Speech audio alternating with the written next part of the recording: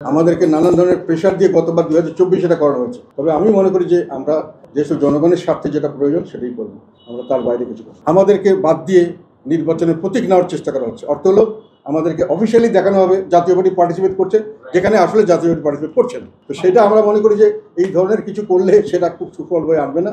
আমরা 2008 সালে আমরা মহাজোট করেছিলাম, সেটা অন্য কথা। আমরা আমাদের দল নিয়েছিলাম।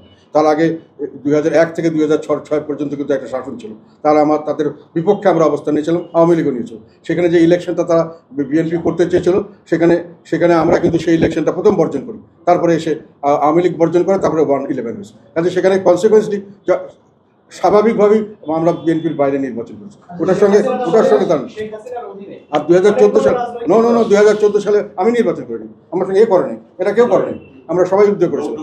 তখন জোর করে জাতীয় পার্টি জনগণের পার্টি, এবং যে কোনো সময় তারা ভয় করে যে জাতীয় পার্টি দাঁড়িয়ে গেলে তারা যথেষ্ট পরিমাণে রাজনীতিতে প্রভাব বিস্তার করতে পারবে, যেটা হয়তো তাদের স্বার্থ বিরোধী হবে। যারা আমাদেরকে তাদের স্বার্থ বিরোধী মনে করছেন তারাই আমাদেরকে মাঠে থাকতে দিতে চাচ্ছেন না। যারা আমাদের সঙ্গে পরাজিত হবেন মনে করছেন তারাই আমাদের সঙ্গে খেলতে রাজি হচ্ছেন।